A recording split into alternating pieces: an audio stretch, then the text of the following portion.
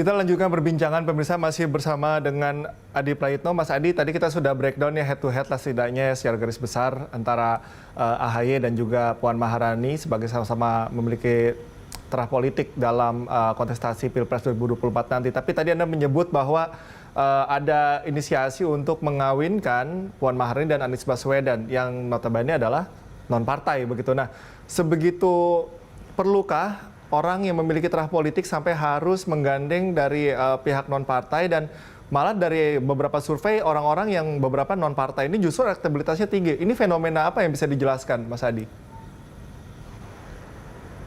Pertama, ada rendahnya party ID kita. Party ID itu adalah orang yang merasa dekat dan mendukung partai politik kita itu rendah.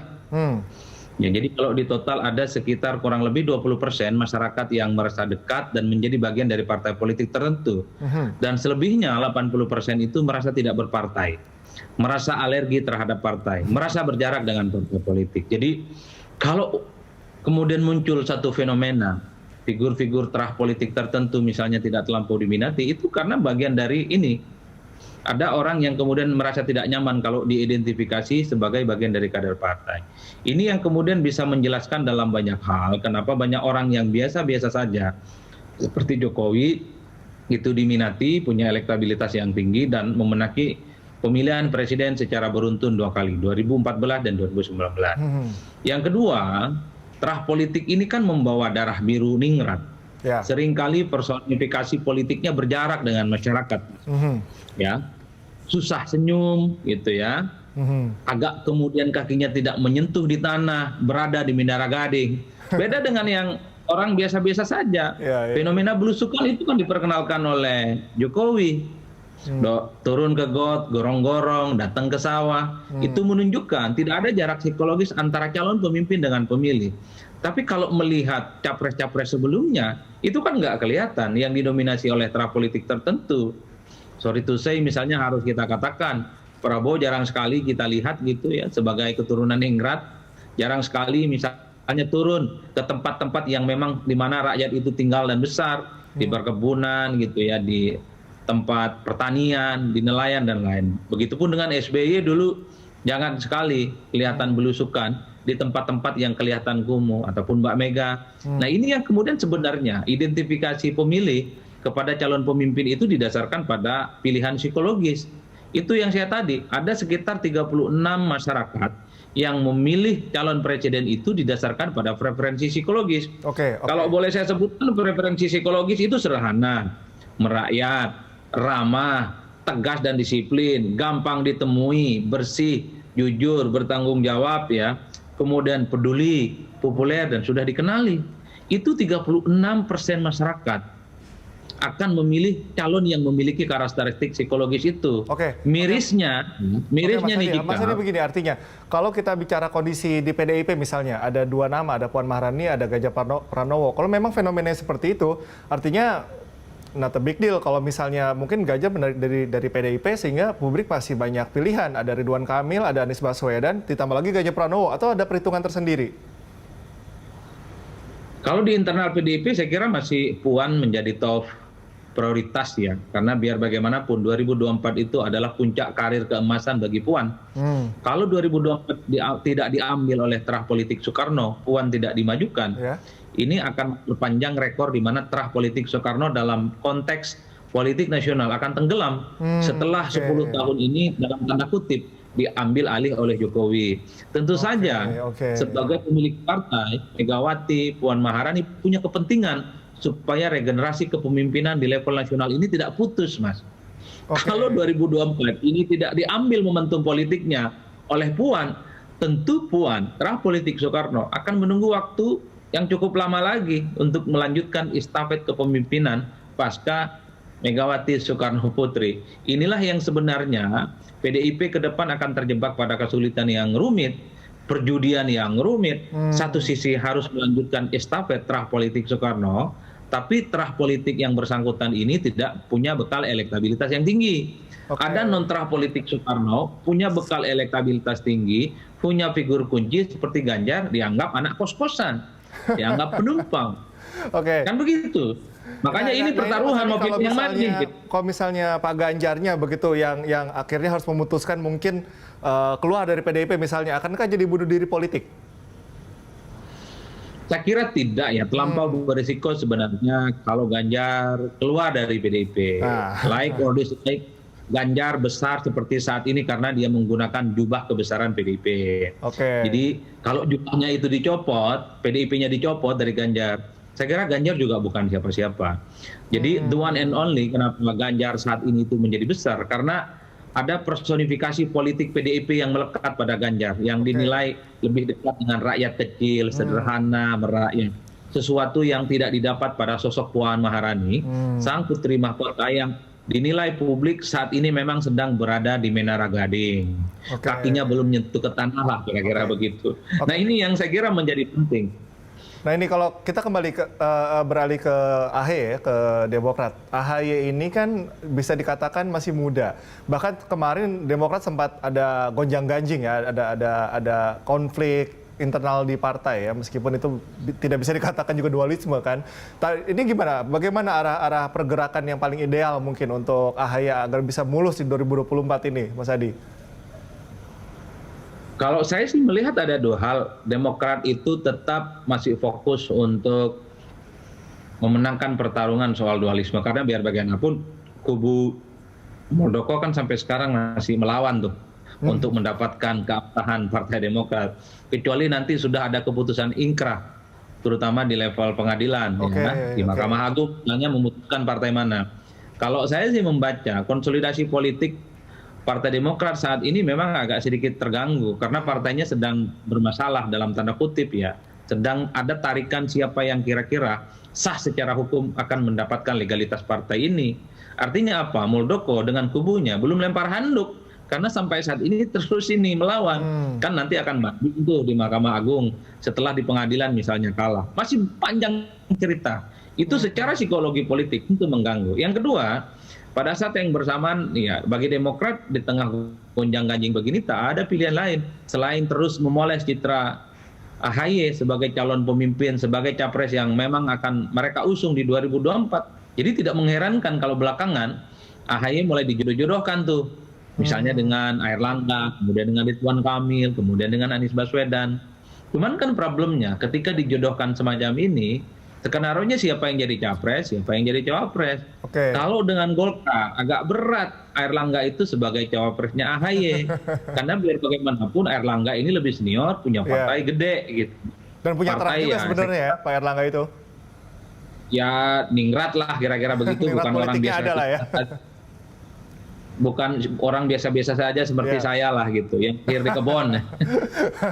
Tapi Mas Adi kalau beras senyum dan juga merakyat bisa harusnya elektabilitasnya tinggi. Oh bisa Mas. Nah ini bagaimana Mas Adi? Oke silakan dilanjutkan. Kalau kemudian dengan Ridwan Kamil berpasangan, AHY boleh jadi capres, cawapresnya adalah Ridwan Kamil. PR terbesarnya adalah mencari dua tambahan partai untuk menggenapi ambang batas presiden 20%. Iya kan? Itu nggak gampang. Tengah kecenderungan semua partai politik ingin mengusung jagoan masing-masing untuk beradu di 2024 guna mendapatkan yang disebut dengan kotel efek. Nah, kemudian misalnya Demokrat AHY bisa bergandeng dengan Anies Baswedan. Pertanyaannya adalah apa mungkin Anies menjadi dan bersedia jadi cawapresnya AHY? Dari segi umur tentu lebih senior, dari pengalaman tentu lebih berpengalaman, kira-kira begitu. Itu yang kemudian Demokrat dalam banyak hal sebenarnya agak banyak kerumitannya. Ya salah satunya soal siapa yang harus cawapres, siapa yang harus jadi cawapres. Sedang mengkalkulasi untung rugi di tengah dahsyatnya menuju jalan panjang di 2024. Tapi yang jelas AHY Demokrat ini sudah menjadi papan panas politik gitu ya, yang terus akan memenuhi spotlight politik kita ke depan, terlepas dari plus minus dan pro kontra yang ada. Oke Mas Adi, kalau kita bicara kembali PDIP, nah ini PDIP ini dia bisa maju sendiri, sudah memenuhi gitu ya. Tapi bagaimana, kan kalau kita ikuti informasi juga ada penjajakan begitu ya antara Gerindra dan PDIP, katakanlah dikawinkan antara Prabowo dan Puan misalkan gitu. Nah ini bagaimana sisa suara dari partai-partai ini? Apakah memang partai ini lebih cenderungnya untuk cari aman begitu dengan suara yang sudah besar, lumbung suara yang sudah besar, atau bagaimana berani mengambil resiko untuk mengambil lawan calon PDIP dan juga Gerindra? Ini hitung-hitungannya seperti apa, Mas Adi? Ya kecenderungannya memang pasti ada lawan ya, Mas Ikal.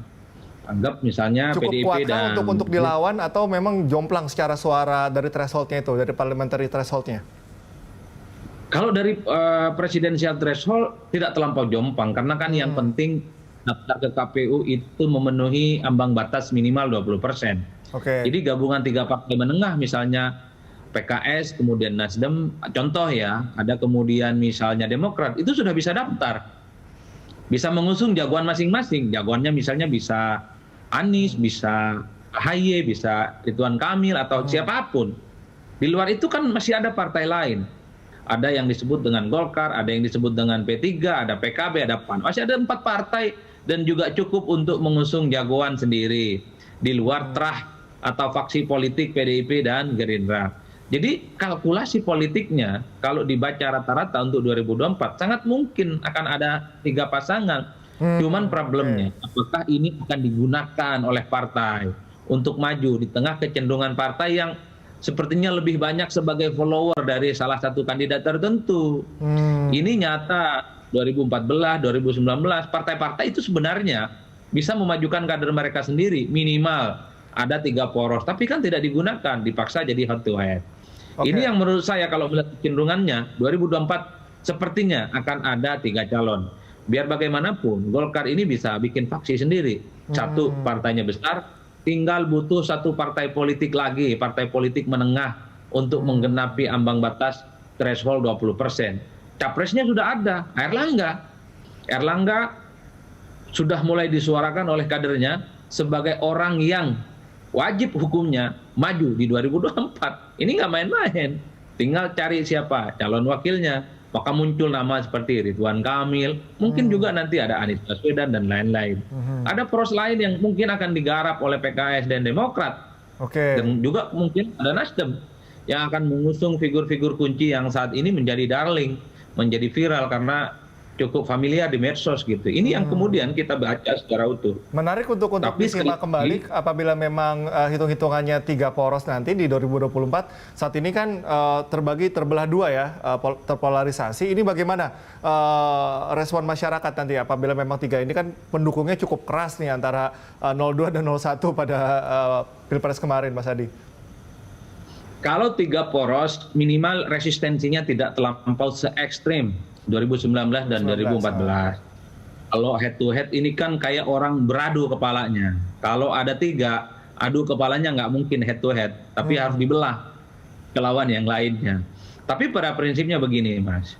Kalau soal keterbelahan, saya kira ini suatu yang biasa dalam politik. Politik itu adalah kontestasi kekuasaan, rebutan kekuasaan, pasti akan saling menjatuhkan.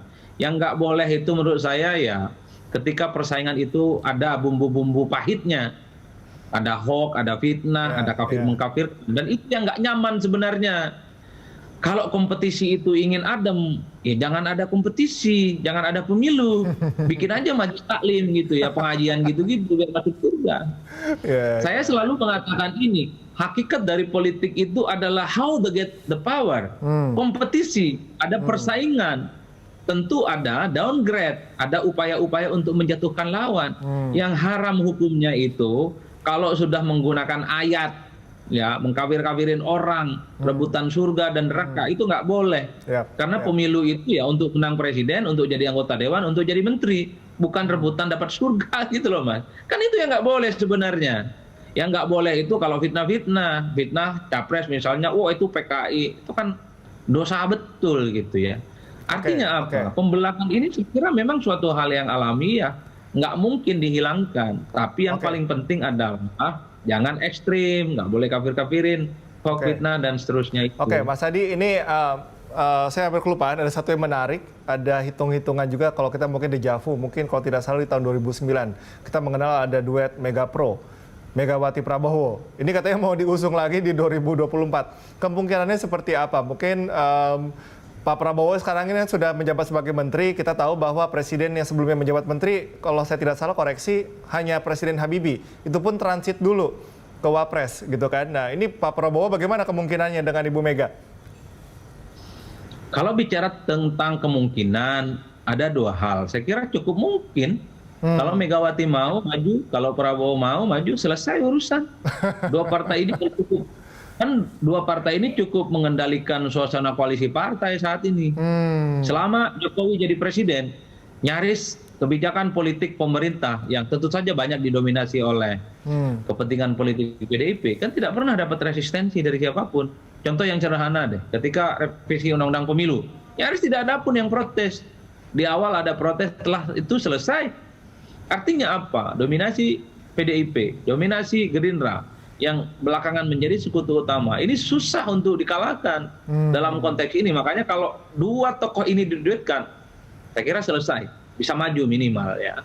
Itu satu. Yang kedua, saya sih membaca Mas, opsi tentang majunya Megawati dan Prabowo ini sebagai upaya untuk meredam ya gejolak internal politik yang sedang berkembang. Karena dalam banyak hal perseteruan antara Ganjar dan Puan ini dalam banyak hal akan merugikan PDIP secara citra gitu ya. Terutama ada yang tampak di permukaan itu upaya-upaya untuk menggergaji dalam tanda kutip Ganjar supaya mimpinya itu dihapuskan untuk jadi presiden di 2024. Kan itu nggak bagus, seakan-akan memang karpet merah itu sengaja dibuat dan dikhususkan untuk Tuan Putri Puan Maharani, itu kan nggak bagus. Makanya kenapa Megawati kemudian diusungkan kembali, terutama oleh relawannya itu, sebenarnya untuk meredam gejolak di antara teman-teman PDIP yang kemudian saat ini sedang terjebak pada apakah Ganjar, apakah pada Puan, termasuk sebenarnya pada Prabowo.